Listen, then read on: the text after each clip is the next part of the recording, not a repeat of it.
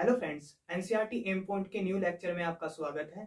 और आज हम बात करने वाले हैं अपने फिजिक्स को, क्लास 12 के फिजिक्स को आगे बढ़ाते हुए सेकंड लेक्चर पर हम बात करते हैं। ठीक है ना, जो आपके बोर्ड एग्जाम के लिए वेरी वेरी मोस्ट इंपोर्टेंट है, जैसे कि आपके मार्च लास्ट में एग्जाम स्टार्ट है। ठीक है, आज हम बात करेंगे कुछ और इंपोर्टेंट क्वेश्चन की। तो जैसे कि क्वेश्चन फर्स्ट है जो आपको स्क्रीन पर दिखाई दे रहा होगा कि दो बिंदु आवेशों को पहले निर्वात में तथा उसके बाद एक परावैद्युत माध्यम में उतनी ही दूरी पर रखा जाता है। दोनों दशाओं में आवेशों के बीच बलों का अनुपात ज्ञात करो और किस स्थिति में आवेशों के बीच बल अधिक लगेगा। तो सबसे पहली बात मैं आपको बता दूं कि जो दो आवेश हैं वो दो आवेश कहां पर रखे हुए हैं। क्वेश्चन 2 में करा चुका था, क्वेश्चन 3 की बात कर रहा हूं मैं। सबसे पहले हम बात कर लेते हैं कि एक आवेश Q1 प्लस और एक निश्चित दूरी पर, जिसको हम R मान लेते हैं, एक आवेश प्लस Q2, दो आवेश एक दूसरे से निश्चित दूरी R पर उपस्थित हैं। ठीक है, और ये दोनों आवेश जो माध्यम लिया हुआ है वो हमने निर्वात लिया हुआ है। निर्वात यानी वायु। ठीक है ना। अब इसके बाद आप क्वेश्चन को पढ़ लो जरा। सबसे पहले क्वेश्चन में बोला गया है कि दो आवेश को हमने वायु या निर्वात में रखा हुआ है, फिर इन्हीं दोनों आवेशों को इतनी ही दूरी पर हमने किसी और माध्यम में रखा हुआ है। तो हमको बताना है कि दोनों माध्यमों में बल का क्या अनुपात होगा और किस स्थिति में, जब हमने वायु में रखे दो आवेश और जब हमने किसी माध्यम में रखे आवेश, तो किस स्थिति में बल ज्यादा होगा, ये हमको निकालना है। ठीक है, तो सबसे पहले हम बात कर लेते हैं यहां से दो आवेशों के बीच में एक निश्चित दूरी पर जब दो आवेश स्थित होते हैं और यहाँ माध्यम हमने निर्वात को चूज किया, तो यहाँ पर कूलाम के नियम से क्या लगेगा, एफ वायु equal to 1/4 pi epsilon 0 into epsilon 0 into, या मैं एप्सिलॉन 0 यहां से एप्सिलॉन 0 मान लो, या इसको के की तरह, स्मॉल के की तरह रिप्रेजेंट भी कर सकते हैं है ना। तो Q1 cross Q2 upon R²। ठीक है ना। तो ये दो आवेश कूलाम के नियम से एक दूसरे से R दूरी पर स्थित हैं, तो कूलाम का नियम वायु या निर्वात में ये हो गया हमारे पास। ठीक है, फर्स्ट यहां पर लिख भी सकते हैं कूलाम के नियम से, कूलाम नियम से लिख सकते हैं। देख सकते हो आप, ये क्वेश्चन 2 बार एग्जाम में आया हुआ है। तो एफ वाई इक्वल टू ये हो गया हमारे पास। अब स्थिति फर्स्ट थी, स्थिति सेकंड। अब दोनों आवेशों को मैं, दोनों आवेश Q1 और Q2 को मैंने क्या किया, एक माध्यम में इन दोनों को रख दिया। कोई एक माध्यम मैंने चूज किया और इन दोनों आवेशों को एक माध्यम के बीच में मैंने रख दिया। तो यहां से मैं माध्यम चूज कर लेता हूं। वो माध्यम यहां से यहां तक के बीच की दूरी हमको पता है, वो बीच की दूरी हम फिक्स कर लेते हैं। वो फिक्स दूरी R हो गई यहां से यहां तक। ठीक है, अब जो इसके अंदर माध्यम हमने भरा, वो माध्यम हमने, या तो आप कांच भर सकते हो, या कोई भी तेल, या कागज के छोटे छोटे टुकड़े जो कि विद्युत रोधी होते हैं। ये कौन होते हैं, ये विद्युत रोधी होते हैं। विद्युत रोधी पदार्थ वो पदार्थ होते हैं जिनमें विद्युत का प्रवाह नहीं होता। तो हमने क्या किया, पहले तो दो आवेशों को वायु में रखा था, अब दो आवेशों को हमने किसी ना किसी, इसके अंदर कोई माध्यम हमने रख लिया। उस माध्यम का जो परावैद्युतांक होगा, वो माध्यम का परावैद्युतांक हमने कैपिटल के मान लिया। अब कैपिटल के मानने के बाद यहां पर जो कूलाम का नियम लगेगा, वो कूलाम का नियम क्या होगा कि F माध्यम equal to 1/4 pi epsilon 0 into Q1 cross Q2 upon R का स्क्वायर। भाई आवेश दोनों एक जगह स्थित है, लेकिन यहां पर माध्यम हमने जब इसमें कोई ना कोई माध्यम हमने चूज कर लिया तो उस माध्यम का परावैद्युतांक है ना, विद्युत रोधी हमने इसके अंदर भर दिया, हमने जगह जगह इसमें विद्युत रोधी पदार्थ भर दिया, तो उस विद्युत रोधी पदार्थ का जो परावैद्युतांक होगा वो कैपिटल के होगा। तो उस कैपिटल के की मल्टीप्लाई मैंने यहां पर कर दी, यानी 4πε0 इंटू के। इस इक्वेशन को मैंने इक्वेशन सेकंड मान लिया। ठीक है, अब जरा ये जो F माध्यम है और F वायु है, इस वायु को मैं FA बोल सकता हूं और F माध्यम को मैं FM बोल सकता हूं। तो मैंने क्या लिखा, F वायु F माध्यम, तो ऐसे ही रहने दे चाहे, तो यहां से आ गया F माध्यम इक्वल, अब देखो जरा ये जो K है ना इसको बाहर लो, तो मैंने क्या किया 1/K बाहर लिया और यहां से मैंने लिखा 1/4πε0 into Q1 cross Q2 upon R square. ठीक है, तो यहां से दिस इंप्लाइज F माध्यम इक्वल 1/K मल्टीप्लाई, ये जो आपको दिखाई दे रहा है ये एक्सप्रेशन जो व्यंजक है, ये आप इक्वेशन फर्स्ट को देखो तो इक्वेशन फर्स्ट के लेफ्ट में आपको यही F वायु दिखाई देगा, तो मैं यहां क्या लिख सकता हूं F वायु।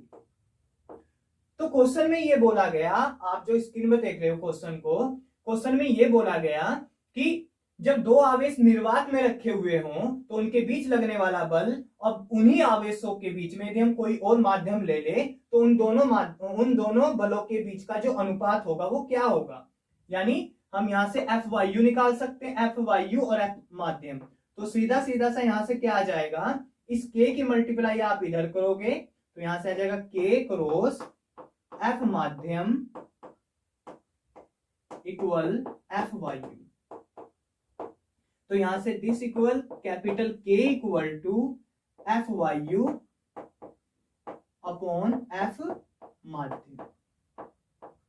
तो यहां से आपको दिखाई दे रहा होगा K इक्वल F वायु अपॉन F माध्यम। तो यही तो पूछा था हमसे क्या पूछा था, यहां पर लिख देता हूं मैं इसको, F वायु अपॉन F माध्यम, तो F वायु अपॉन F माध्यम इक्वल कितना आ गया, K अपॉन 1 लिख सकता हूं मैं, इसके हर में 1 लिख सकता हूं, तो सीधा यहां से अनुपात क्या आ गया, F वायु अनुपात F माध्यम इक्वल के ऊपर अनुपात 1। तो यही हमको प्रूव करना था इसमें। ठीक है, तो आपको ये फॉर्मूला याद रखना है, ये फॉर्मूला। अब इसको मैं स्टैंडर्ड फॉर्म में लिख रहा हूं, आई होप आपको इतना पता लग गया होगा, समझ में आ गया होगा, एक बार देख सकते हो इसको, कुछ नहीं है ये। आगे हम देख लेते हैं इसका और स्टैंडर्ड फॉर्म। तो यहां से देखो जरा, इसको मैं कैसे लिख सकता हूं F वायु को, तो F वायु को मैं वायु यानी air FA upon FM equal to K। ठीक है, इतना आपके समझ में आ गया होगा। इक्वल यहां से क्या कर सकते हैं, दोनों तरफ का हम क्या कर देते हैं, दोनों तरफ का व्युत्क्रम ले लो, तो जब व्युत्क्रम लेंगे तो FM ऊपर चला जाएगा, है ना, FM ऊपर चला गया, यानी F माध्यम, ये F माध्यम है, और FA नीचे आ गया, F एयर इक्वल, जब हम K का उल्टा करेंगे तो K का उल्टा क्या होगा, 1/K, है ना, तो यहां से कितना आ जाएगा, FA की मल्टीप्लाई यहां पर करो जरा, तो यह आ जाएगा FM इक्वल FA की इधर करो तो FA अपॉन K। तो ये आपको नोट में याद रखना है क्वेश्चन के लिए, क्योंकि इस पे मैं क्वेश्चन कराने वाला हूं। ठीक है, यहां तक ये नोट में आपको याद रखना है कि F माध्यम इक्वल टू क्या होता है, FA यानी F वायु अपॉन K। ठीक है, K कौन है यहाँ पर, माध्यम का परावैद्युतांक है। आई होप आपको इतना समझ में आया होगा। आगे देख लेते हैं, इसको नोट कर लो आप जरा।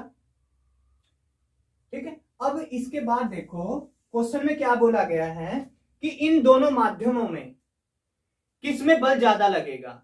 एक बात आप ध्यान रखना कि जो K कौन है, माध्यम का परावैद्युतांक, माध्यम का प्रावैधुतांक। ठीक है, तो जो माध्यम का प्रावैधुतांक है के आपको पता है कि के हमेशा विद्युत रोधी पदार्थों के लिए लगेगा, जैसे कागज, रबर, है ना, तेल, तो उनके लिए लगेगा। उनके लिए इस के का मान 1 से बड़ा होता है ना। तो के इक्वल टू हम देख सकते हैं यहां से कि के इक्वल टू कौन है यहां पर बताइए मुझे, के इक्वल टू कौन है, एफ वाई यू अपॉन एफ माध्यम, एफ वाई यू अपॉन एफ माध्यम, यानी F A upon F M इसकी जगह। तो ये बड़ा है 1 से, तो दिस इंप्लाइज एफ एम की 1 में मल्टीप्लाई करेंगे तो कितना आएगा, F A greater F M की 1 में करेंगे तो एफ एम। तो सीधा सा मतलब पता है यहां से क्या पता लगा हमको, सीधा सा मतलब ये पता लगा कि वायु में जब दो आवेश स्थित हो, उनके बीच की दूरी निश्चित हो, तो उसमें बल ज्यादा लगता है माध्यम की अपेक्षा। यानी माध्यम में किसी और माध्यम में यदि हम दो आवेशों के बीच में बल लगाए तो वो कम होता है वायु की अपेक्षा। वायु में दो आवेशों के बीच में लगने वाले बल की अपेक्षा ये कम होगा एफ एम। ठीक है, तो यहां पर हम लिख सकते हैं, जो मैं बोल रहा हूं आप लिख लेना, कि यदि दो आवेश वायु में रखे हों, यदि दो आवेश वायु में एक निश्चित दूरी पर रखे हों और उनके बीच लगने वाला बल किसी अन्य माध्यम की अपेक्षा ज्यादा होता है, तो आप ऐसे लिख सकते हो इसको। ठीक है, तो आई होप आपको इतना समझ में आया होगा। तो यहां तक ये पूरी कहानी थी जो पहले क्वेश्चन की थी। ठीक, सेकंड क्वेश्चन है हमारा कि प्रावैधुतांक की परिभाषा दीजिए। सेकंड क्वेश्चन क्या है, प्रावैधुतांक की परिभाषा दीजिए और साथ ही निम्नलिखित माध्यमों का प्रावैधुतांक कितना होगा। पहला वायु, दूसरा धातु और तीसरा विद्युत रोधी पदार्थ। तो हमको बताना है ये, और साथ में हमको क्या बताना है, प्रावैधुतांक की परिभाषा। तो आइए देखते हैं क्वेश्चन सेकंड के बारे में। ये आपकी समझ में आ गया होगा क्योंकि बोर्ड एग्जाम में पूछे गए क्वेश्चन है। तो यहां से देखो अब आगे, प्रावैधुतांक, प्रावैधुतांक की परिभाषा क्या होती है। प्रावैधुतांक की परिभाषा, प्रावैधुतांक क्या होता है कि सीधा सा माध्यम के प्रावैधुतांक को हम डिनोट करते हैं, माध्यम का प्रावैधुतांक को हम कैपिटल के से डिनोट करते हैं, और कैपिटल के इक्वल टू होता है आपका एप्सिलॉन अपॉन एप्सिलॉन जीरो। ये आपको याद रखना है कि के इक्वल टू क्या होता है, एप्सिलॉन अपॉन एप्सिलॉन जीरो। जहां एप्सिलॉन इक्वल टू, के तो हो गया माध्यम का प्रावैधुतांक, जहां एप्सिलॉन इक्वल टू माध्यम की निरपेक्ष विद्युतशीलता, ठीक है, माध्यम की निरपेक्ष विद्युतशीलता होगी। और एप्सिलॉन जीरो हमको पता ही है कि निर्वात की विद्युतशीलता। ठीक है, एप्सिलॉन क्या है, माध्यम की निरपेक्ष विद्युतशीलता, और एप्सिलॉन जीरो क्या है, निर्वात की विद्युतशीलता। ये हमने आपको बता दिया माध्यम का प्रावैधुतांक। तो सीधा सीधा माध्यम का प्रावैधुतांक की परिभाषा क्या होगी कि किसी माध्यम की निरपेक्ष विद्युतशीलता तथा निर्वात की विद्युतशीलता के अनुपात को ही माध्यम का प्रावैधुतांक कहते हैं। दोबारा से फिर सुनो इसकी डेफिनेशन कि किसी, एप्सिलॉन को क्या बोला गया, माध्यम की निरपेक्ष विद्युतशीलता, किसी माध्यम की निरपेक्ष विद्युतशीलता तथा निर्वात की विद्युतशीलता के अनुपात को ही माध्यम का प्रावैधुतांक के कहते हैं। के को एप्सिलॉन आर भी कहते हैं। ठीक है, इसका प्रतीक है कि के को एप्सिलॉन आर भी बुलाते हैं। अब एक बात सुनो, वायु के लिए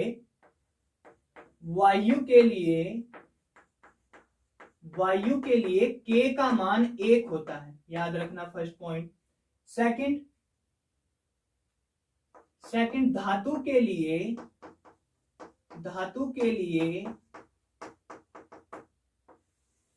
के का मान अनंत होता है, इंफिनिटी होता है। ठीक है, इसके बाद लास्ट बचा हमारा विद्युत रोधी। विद्युत रोधी पदार्थों के लिए, विद्युत रोधी पदार्थ कौन कौन से हो सकते हैं आपके, कांच हो गया, है ना, कागज हो गया, रबर हो गया, है सभी विद्युत रोधी पदार्थ हैं। इन सभी के लिए जो के का मान होता है, यानी माध्यम का जो प्रावैद्युतांक होता है, वो हमेशा 1 से बड़ा होता है। तो इनमें से कोई भी आपके एग्जाम में क्वेश्चन पूछा जाता है। तो आई होप आपको माध्यम के प्रावैद्युतांक की परिभाषा समझ में आ गई होगी कि किसी माध्यम की निरपेक्ष विद्युतशीलता तथा निर्वात की विद्युतशीलता के अनुपात में माध्यम का प्रावैद्युतांक के कहते हैं या एप्सिलॉन आर कहते हैं, जहां एप्सिलॉन आर माध्यम का प्रावैद्युतांक है, या हम एप्सिलॉन आर या के को क्या बोल सकते हैं, माध्यम की आपेक्षिक विद्युतशीलता भी बोल सकते हैं। क्या बोल सकते हैं, आपेक्षिक विद्युतशीलता भी बोल सकते हैं इसको। वायु के लिए के का मान 1 होता है, धातु के लिए के का मान अनंत होता है, विद्युत रोधी पदार्थों के लिए के का मान 1 से ज्यादा होता है। ठीक है, आई होप आपको ये समझ में आया होगा। इन पर देख सकते हो कि यदि शुद्ध जल का प्रावैद्युतांक 81 है तो इसकी निरपेक्ष विद्युतशीलता कितनी होगी। यदि शुद्ध जल का प्रावैद्युतांक 81 है तो हमको क्या दिया है, क्वेश्चन हमारे पास थर्ड है या जो भी है, देख सकते हो आप, दिया क्या है हमको, हमको दिया हुआ है कि शुद्ध जल का प्रावैद्युतांक, शुद्ध जल का प्रावैद्युतांक के इक्वल टू हमको दे दिया 81 हमको दे दिया। ठीक है, एप्सिलॉन जीरो कितना है, 8.85 क्रोस 10 की पावर माइनस के 12 coulomb square per newton into metre square, ये भी हमको दे दिया। तो हमको निकालना क्या है, हमको निकालना है निरपेक्ष विद्युतशीलता। माध्यम कौन है यहाँ पर, माध्यम तो यहाँ पर जल है ना, तो माध्यम की निरपेक्ष विद्युतशीलता, माध्यम की निरपेक्ष विद्युतशीलता को हम किससे डिनोट करते हैं, माध्यम की निरपेक्ष विद्युतशीलता को हम किससे डिनोट करते हैं, एप्सिलॉन से। तो एप्सिलॉन हमको निकालना है। तो हम जानते हैं कि हम क्या जानते हैं कि के इक्वल टू क्या होता है, एप्सिलॉन अपॉन एप्सिलॉन जीरो होता है। तो इसमें ये कौन है, माध्यम की निरपेक्ष विद्युतशीलता है, ये निर्वात की विद्युतशीलता है, माध्यम का प्रावैद्युतांक है। तो यहां से इसको निकालना है हमको, तो इसके साथ मल्टीप्लाई करेंगे तो एप्सिलॉन इक्वल टू के क्रॉस एप्सिलॉन जीरो। तो एप्सिलॉन इक्वल टू के कितना है हमारे पास 81 क्रॉस ये 8.85 है क्रॉस 10 की पावर माइनस के 12 coulomb square per newton into metre square. इन दोनों की आपस में जो मल्टीप्लाई करोगे तो 2 पॉइंट समथिंग आएगा, 10 की पावर माइनस जो आएगा वो आएगा coulomb square per newton into metre square. Comment box में मुझको करके बताना, ठीक है, इन दोनों की मल्टीप्लाई करके आंसर। तो आई होप आपको ये क्वेश्चन समझ में आया होगा। आगे क्वेश्चन देख लेते हैं जो आपको स्क्रीन पर दिखाई दे रहा होगा कि दिखाइए कि E square upon 4 pi epsilon zero upon G M E M P एक विमाहीन राशि है और इसका अनुपात का मान भी आपको ज्ञात करना है। तो सबसे पहले विमाहीन राशि कौन होती है, विमाहीन राशि का मतलब ये हुआ कि जैसे लंबाई की विमा एल होती है, द्रव्यमान की एम होती है ना, तो इस तरह ये थीटा की हम ताप की हम वहां पर थीटा लेते हैं। तो इसमें हमको बताना है कि एक विमाहीन राशि है और फिर हमको इस पूरे का मान भी ज्ञात करना है। ठीक है, आइए देखते हैं।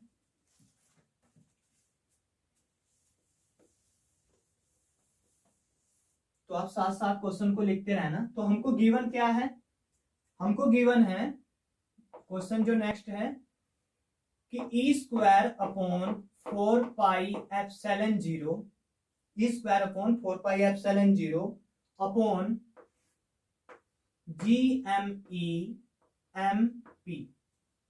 तो ये है हमारे पास। अब देखो इसको हमको बताना है कि ये विमाहीन राशि है या नहीं।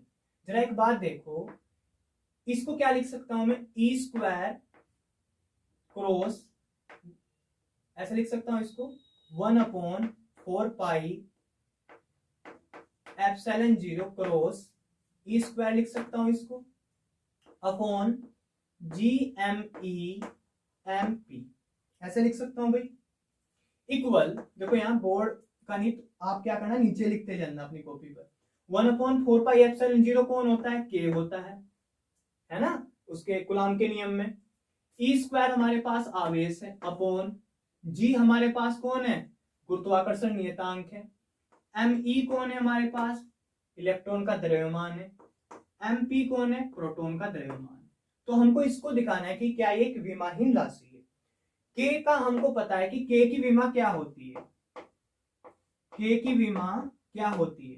के की विमा कैसे निकालोगे आप, आपने निकाली हुई है के की विमा कि F इक्वल टू के Q1 cross Q2 upon R square. ये रफली वर्क बता रहा हूं मैं, F की इधर मल्टीप्लाई करना F R square upon Q1 cross Q2। तो यहां से के की विमा निकल जाएगी भाई, बल्कि MLT -2 होती है, इसकी L स्क्वायर होगी, इसकी AT होगी, इसकी AT होगी। ठीक है, तो यहां से ऐसे निकाल लोगे आप।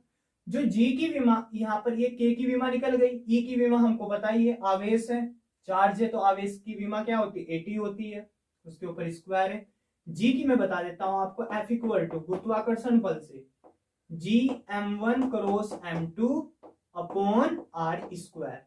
तो सेम जी की विमा F की R के साथ मल्टीप्लाई करो, तो नीचे कितना आ गया, M1 M2, द्रव्यमान की M होती है, तो यहां से हम जी की विमा आराम से निकाल सकते हैं इन फॉर्मूले से। अब देखना जरा ध्यान से, एक एम हमारे पास ये AT है, तो इसको मैं यहां पर क्या लिख सकता हूं, ऊपर इस पे भी स्क्वायर आ जाएगा, टी के ऊपर भी स्क्वायर आ जाएगा।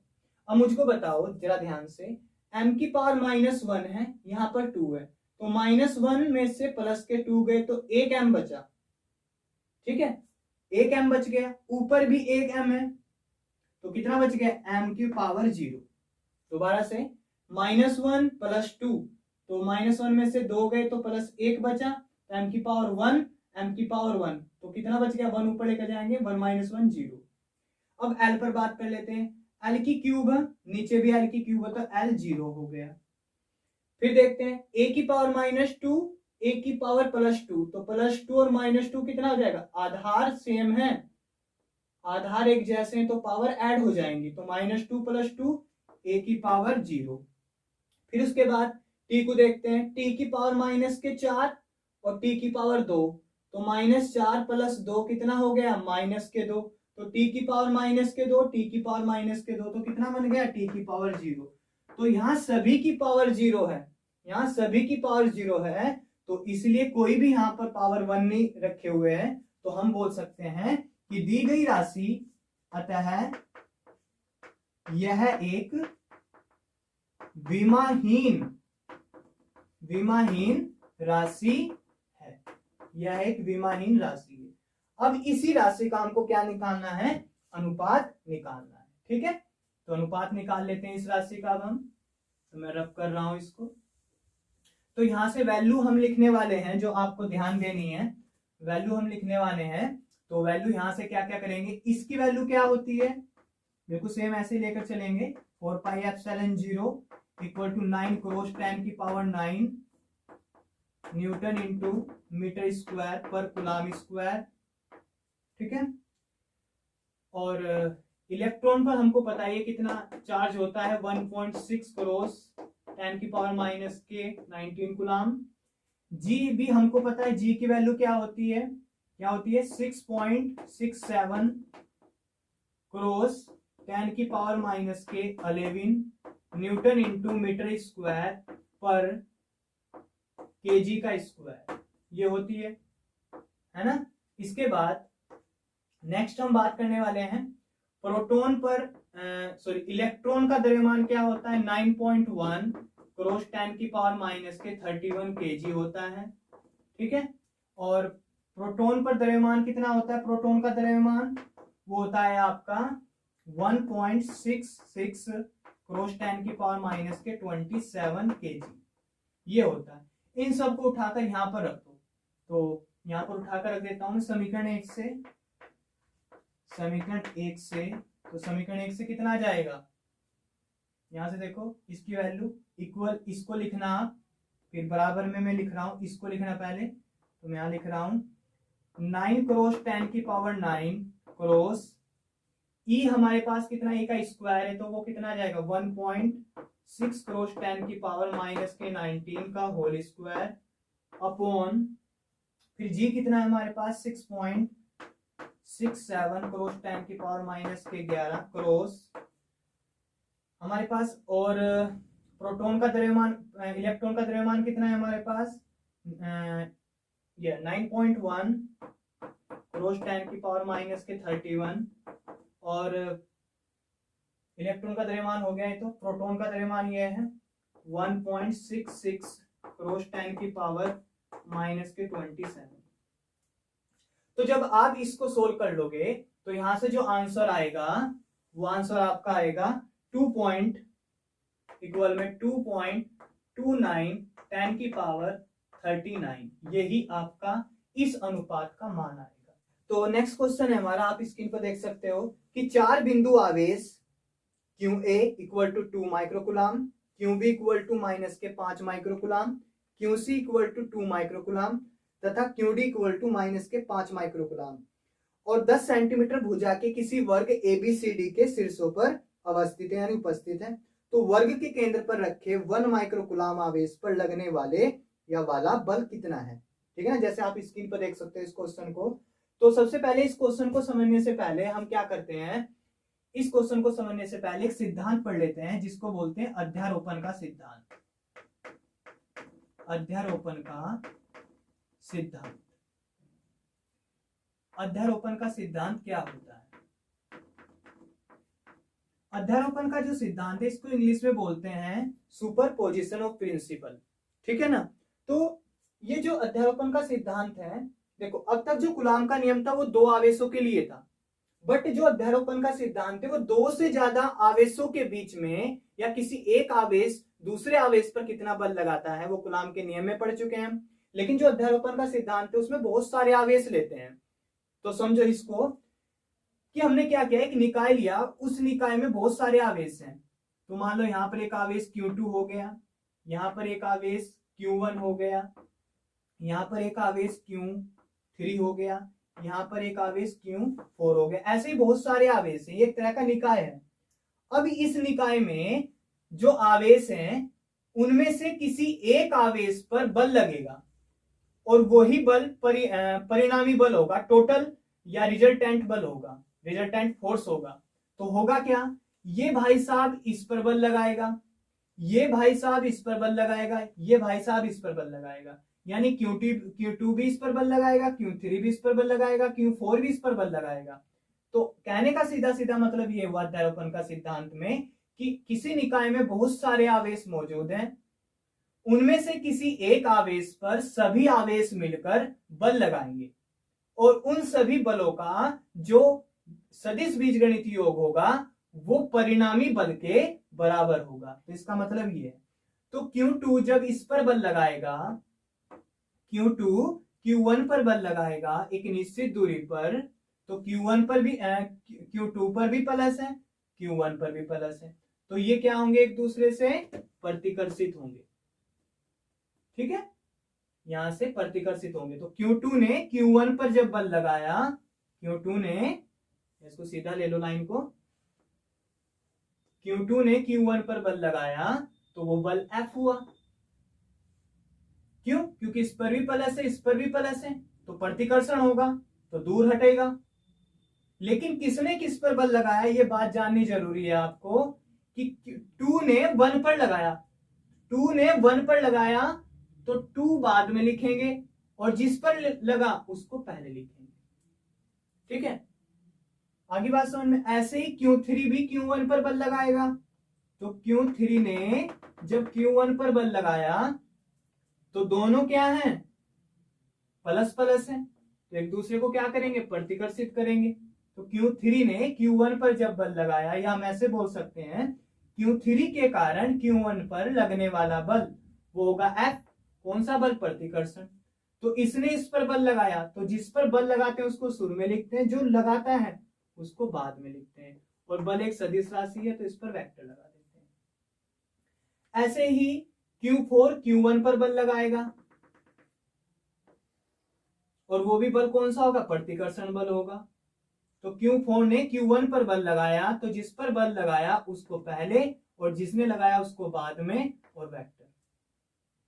तो सीधा सा मतलब ये हुआ कि सभी आवेशों ने Q2 ने, Q3 ने, Q14 ने इस बेचारे को पीट दिया, तो इस पर बल लगा दिया। तो इस पर जितना परिणामी बल आया वो हमने F लिखा, F वेक्टर, और इसको इसको इसको सबको ऐड कर दिया, F12 का वेक्टर प्लस F13 का वेक्टर प्लस F14 का वेक्टर। तो ऐसे ही हम इसको लिख सकते हैं आगे बहुत सारे आवेशों के लिए। इसे ही अध्यारोपण का सिद्धांत बोलते हैं। यानी एक निकाय में बहुत सारे आवेश प्रेजेंट हैं, तो किसी एक आवेश पर सभी आवेश मिलकर जो बल लगाएंगे, उन सभी बल का जो परिणामी होगा, उन सभी बलों का जो सदिश योग होगा, वही परिणामी बल के इक्वल होगा। सबको ऐड करने पर जो बल मिलेगा, यानी आपस में इनका जो योग सदिश योग होगा वही इसके योग के बराबर होगा। तो अध्यारोपण का सिद्धांत ये होता है। तो इस क्वेश्चन में जो आपको स्क्रीन पर दिखाई दे रहा है, इस क्वेश्चन में हम अध्यारोपण के सिद्धांत से इसको सोल्व करेंगे, और बहुत आसान तरीके से सोल्व करेंगे क्योंकि ये 2015 में पूछा गया है। ठीक है, तो आइए चलते हैं इस क्वेश्चन पर। तो क्वेश्चन में क्या क्या बोला गया है पहले देख लेते हैं। क्वेश्चन में बोला गया है कि एक वर्ग है, यहां पर बना देता हूं मैं वर्ग को, एक वर्ग है, ये वर्ग है, ठीक है।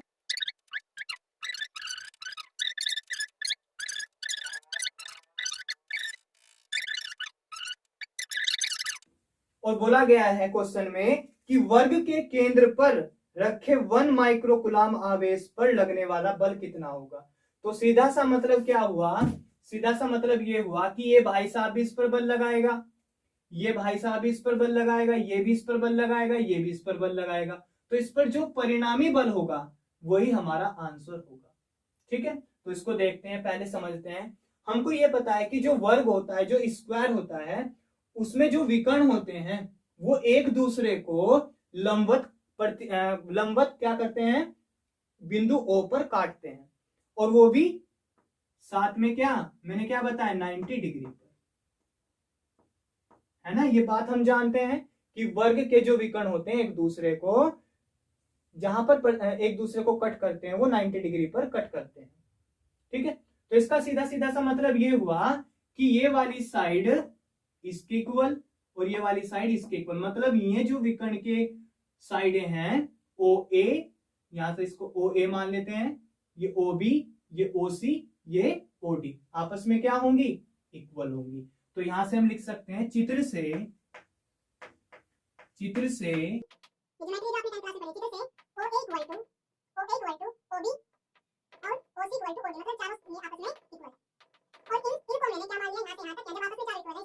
एक्स मान लिया। ठीक है, अब मैं बात कर लेता हूं। मुझको ये पता है कि जो 90 डिग्री होता है ये क्या है, एक समकोण त्रिभुज है ना, ये समकोण त्रिभुज है। समकोण त्रिभुज में एक बात हमको पता है कि 90 डिग्री के सामने वाली जो भुजा होती है वो हमेशा क्या होती है, कर्ण होती है। 90 डिग्री के सामने वाली, ऐसे ना, ऐसे पढ़ा ना आपने 10th में, ये 90 डिग्री होता है, इसके जस्ट सामने वाली क्या होती है, कर्ण होती है। तो इसमें क्या लगा सकता हूं मैं, इस त्रिभुज में पाइथागोरस प्रमेय लगा सकता हूं। तो किस त्रिभुज की बात कर रहे हैं हम, AOD की। तो समकोण त्रिभुज AOD में, समकोण त्रिभुज AOD में क्या आएगा, यहां से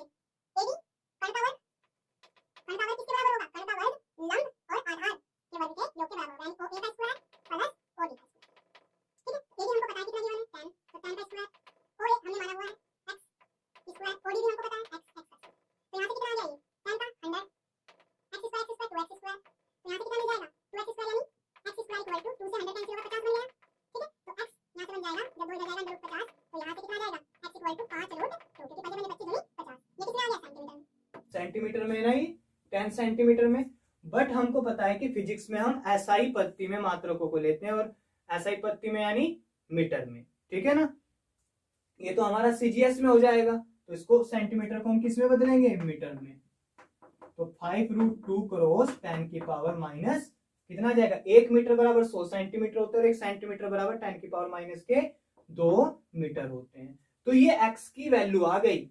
अब कुछ बच्चे सोच रहे हैं कि x की वैल्यू निकालने की क्या जरूरत पड़ी हमको, भाई हमको ये पता है ना कि कूलाम का नियम तो दो आवेशों के बीच में ही लग सकता है, और दो आवेशों के बीच में कोई ना कोई निश्चित दूरी होनी चाहिए। तो एक आवेश ये है, एक आवेश ये, तो इसके बीच की निश्चित दूरी हमने निकाल ली नहीं, x 5√2 क्रॉस 10⁻⁻2 मीटर। तो ये हमको पता लग गया, ये पता लग गया, ये पता लग गया, ये पता लग गया, ये पता लग गया हमको। तो बेचारे इस आवेश को सभी के सभी पीटेंगे, तो ये भी इस पर बल लगाएगा, ये भी इस पर बल लगाएगा, ये भी इस पर बल लगाएगा, और ये भी इस पर बल लगाएगा। ठीक है ना। तो आई होप आपको इतना समझ में आ गया होगा, इसको नोट कर सकते हो आप फटाफट। मैं स्टार्ट करता हूं ऊपर से ही। तो ये आ गया x = 5√2 क्रॉस 10⁻⁻2 मीटर। तो अब देखते हैं, अब देखो ये हमारे पास A है, बिंदु A पर कौन आवेश स्थित है, प्लस के 2 माइक्रोकूलाम। तो बिंदु A पर +2 माइक्रोकूलाम आवेश के कारण प्लस के 1 माइक्रोकूलाम पर लगने वाला बल। तो ये भाई साहब जब इस पर बल लगाएगा, दोनों की प्रकृति क्या है, दोनों की प्रकृति क्या है, सजातीय है। तो जब ये इस पर बल लगाएगा तो प्रतिकर्षण बल होगा, एक दूसरे को दूर हटाएंगे। ठीक है। इस भाई साहब ने इस पर बल लगाया, तो मैं लिख देता हूं +2 माइक्रोकूलाम आवेश के कारण +1 माइक्रोकूलाम पर लगने वाला बल, इस बल को मैंने नाम दे दिया F1 वेक्टर। तो यहां से F1 वेक्टर आ गया हमारे पास। तो क्या होता है 1/4πε0 इंटू Q1 की वैल्यू ये है, तो इसको मैं लिख सकता हूं 2 माइक्रोकूलाम यानी 10⁻⁻6 क्रॉस, इसने इस पर बल लगाया, क्योंकि अभी हमने बताया था कि क्वेश्चन में दिया हुआ है, आप देख सकते हो कि O पर जो आवेश स्थित है, यानी वर्ग के केंद्र पर जो आवेश स्थित है, सभी आवेश मिलकर इस पर बल लगाएंगे। तो इसने इस पर बल लगाया, दोनों आवेशों की प्रकृति एक जैसी थी, तो क्या किया, दूर हटे वो, प्रतिकर्षण बल हुआ। इसका 1 क्रॉस माइक्रोकूलाम यानी 10⁻⁻6 अपॉन, नीचे कौन है, दोनों के बीच की दूरी कितनी है, दोनों के बीच की दूरी अभी बताई थी x, वो कितनी है 5√2 क्रॉस 10⁻⁻2 का वर्ग। तो यहां से F1 निकाल सकते हैं हम, इसकी वैल्यू हमको पता है 9 क्रॉस 10⁻9 क्रॉस 2 की वैल्यू 2 और 10⁻6 12 अपॉन 5 का स्क्वायर 25, 5 का स्क्वायर 25 और √2 का स्क्वायर 2, तो 5 25 नहीं 50 क्रॉस माइनस का स्क्वायर करें तो माइनस के 4 हो गया। ठीक है, 2 से 50 कैंसिल कर दो कितना रहेगा 25। तो यहां से आ गया हमारे पास F1 का वेक्टर इक्वल टू 9 लिखा मैंने ऐसे कैसे, ध्यान से ना 9 ऐसे लिखा 10⁻9 में 9 में से माइनस के 12 गए तो कितना बचा -3 अपॉन नीचे कितना 25 क्रॉस 10⁻⁻4 ऐसे कैसे नहीं। तो यहां से F1 कितना आ गया इक्वल टू माइनस का 4 जब ऊपर जाएगा तो कितना बचेगा -3 + 4 यानी कितना बच जाएगा 9 क्रॉस 10⁻1 अपॉन नीचे बच गया 25। तो यहां से आ गया F1 vector equal to 90 upon 25। जब इन दोनों को कैंसिल करेंगे तो कितना आएगा, इसको 5 से कैंसिल कर दो 5 और इसको 5 से कैंसिल कर देंगे तो यह जाएगा 18। तो F1 कितना आ गया वेक्टर 18/5 न्यूटन। तो ये इस भाई साहब ने इस पर जितना बल लगाया, यानी 2 माइक्रोकूलाम ने 1 माइक्रोकूलाम पर जितना बल लगाया F1 वो कितना है 18/5 न्यूटन। दिशा किधर की ओर है बताओ जरा, इस बल की दिशा किधर की ओर है, OC के अनुदिश। तो OC के अनुदिश ऐसे करते हैं क्वेश्चन, जो एग्जाम में 2015 में आपको दिखाई दे रहा है, 2015 में आएगा। तो अभी तक तो इसने इस पर बल लगाया। अब इसकी बात कर रहा हूं मैं, एक ही विकर्ण पर चल रहा हूं अभी। तो 2 माइक्रोकूलाम 1 माइक्रोकूलाम पर बल लगाएगा, यानी मैं इस पर लिख सकता हूं यहां पहले वाले पर बिंदु A पर +2 माइक्रोकूलाम आवेश के कारण। अब मैं लिख सकता हूं C पर, बिंदु C पर, तो यहां पर A की जगह मैंने लिखा C पर, बिंदु C पर +2 माइक्रोकूलाम आवेश के कारण +1 माइक्रोकूलाम पर लगने वाला बल। यानी ये भाई साहब इस पर बल लगाएगा और दोनों की प्रकृति कैसी है, सजात एक जैसी प्रकृति के हैं। तो ये जब इस पर बल लगाएगा तो इसको दूर की तरफ धकेलेगा, यानी प्रतिकर्षण होगा, प्रतिकर्षण होगा। तो इस बल का नाम मैंने बोल दिया F2। तो F2 इक्वल टू कितना आ जाएगा, इसको आप पूरा सोल्व करना। देखो वहां पर भी 2 माइक्रोकूलाम था, यहाँ पर भी 1 माइक्रोकूलाम है, यहाँ पर भी दोनों के बीच की दूरी वही थी 5√2 क्रॉस 10 की पावर माइनस के 2। यहाँ पर भी इन दोनों के बीच की दूरी कितनी है 5√2 क्रॉस 10 की पावर माइनस के 2। तो जो उसकी वैल्यू आई थी वही इसकी वैल्यू आएगी, तो क्या आएगी 18/5 न्यूटन। लेकिन इसकी दिशा बदल जाएगी, इसलिए भाई साहब ने जब इस पर बल लगाया तो दिशा इधर की तरफ थी ओ से की। अब सी ने इस पर 1 माइक्रोकूलम पर बल लगाया तो दिशा ऊपर की तरफ हुई, यानी ओ से ए की तरफ, तो ओ ए के अनुदिश। आई होप आपको समझ में आ रहा होगा ये। अब यहाँ से एक बात हमको देखने को पता लगी, जो पहले मैंने माना था यहाँ पर निकाला था उसको आप इक्वेशन फर्स्ट मान लेना, इसको आप इक्वेशन सेकंड मान लेना, ठीक है। जो पहले निकाला था इक्वेशन फर्स्ट और इक्वेशन सेकंड, तो समीकरण 1 व समीकरण 2 से, समीकरण 1 व समीकरण 2 से हम क्या ज्ञात कर सकते हैं, समीकरण 1 और समीकरण 2 से दोनों की जो दिशाएं हैं वो एक दूसरे के विपरीत हैं। जब दोनों की दिशा एक दूसरे के विपरीत हैं तो यहाँ पर जो बनने वाला एंगल होगा वो 180 डिग्री होगा, पूरा यहाँ से यहाँ तक की। तो दोनों की दिशा यदि विपरीत है तो हम लिख सकते हैं F1 vector equal to minus F2 vector, ठीक है। यानी F1 की वैल्यू, भाई एक बात बताओ, आपस में तो इनके जो मान है, संख्यात्मक मान तो आपस में बराबर है, लेकिन इनकी दिशाएं विपरीत हैं, तो इसलिए F1 किसके इक्वल होगा, माइनस के F2 के। आई होप आपको ये समझ में आया होगा। अब हम दूसरे विकल्प पर बात करते हैं। अब देखो, अब B पर जो आवेश स्थित है वो आवेश इस पर बल लगाएगा, ध्यान समझना। आप देखो मैं लिख रहा हूं बिंदु B पर प्लस माइनस 5 माइक्रोकूलम आवेश के कारण प्लस 1 माइक्रोकूलम पर लगने वाला बल। अब देखो ध्यान से, बहुत काम की ये देखो, इस भाई साहब ने जब इस पर बल लगाएगा तो दोनों की प्रकृति कैसी है, दोनों की जो प्रकृति है वो विजातीय है, ये माइनस में है ये प्लस में है, तो ये तो इसको दूर तो हटाएगा नहीं, तो इन दोनों के बीच में क्या लगेगा, आकर्षण लगेगा। तो जो बल लगेगा वो इसकी तरफ लगेगा, तो F1 F2 इसको नाम दे दिया हमने F3 वेक्टर। आई होप आपकी इतनी समझ में आया होगा।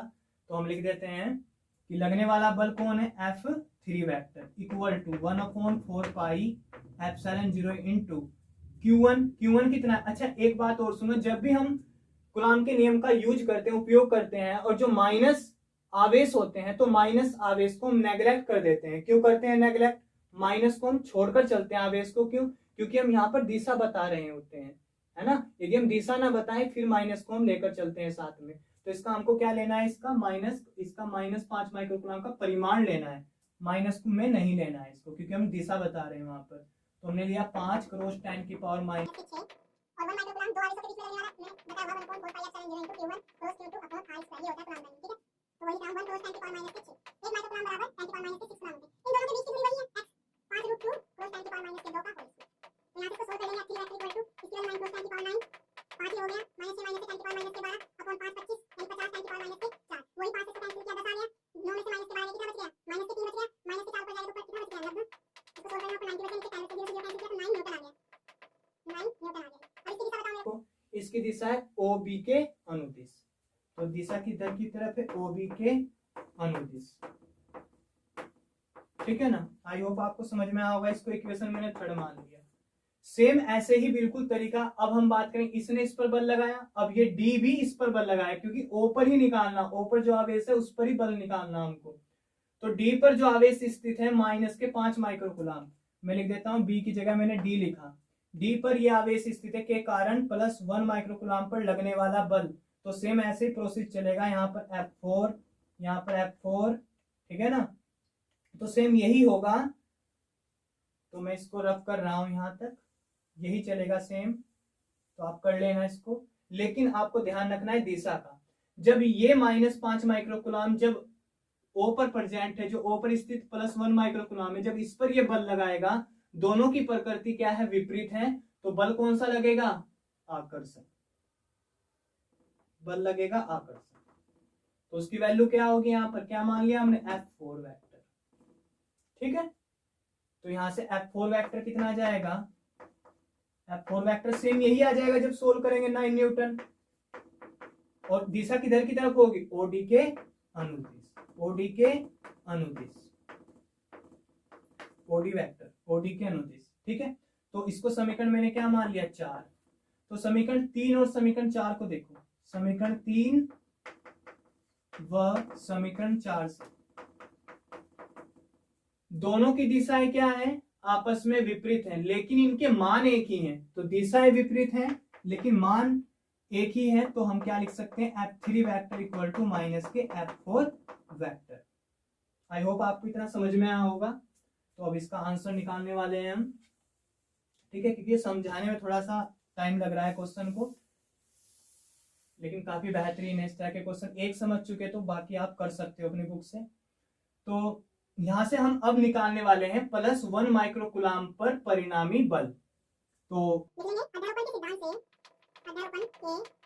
से सभी आवेशों के कारण +1 माइक्रोकुलाम पर लगने वाला परिणामी बल अध्यारोपण का सिद्धांत इंपॉर्टेंट है, पढ़ कर जाना। आपने नोट्स बनाएंगे उसमें से देख लेना, जिस बच्चे ने नहीं पता अध्यारोपण का सिद्धांत तो मैं इसको मेरे से पूछ लेना, व्हाट्सएप पर मैसेज कर देना।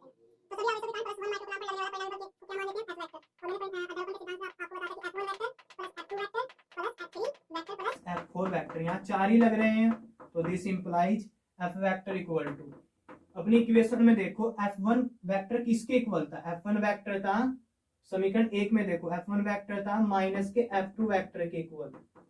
F2 को ऐसे छोड़कर चलेंगे, प्लस F3 वेक्टर समीकरण इसमें देखो F3 वेक्टर किसके इक्वल है, माइनस के F4 के, तो माइनस के F4 वेक्टर प्लस बचा कौन, F4 वेक्टर।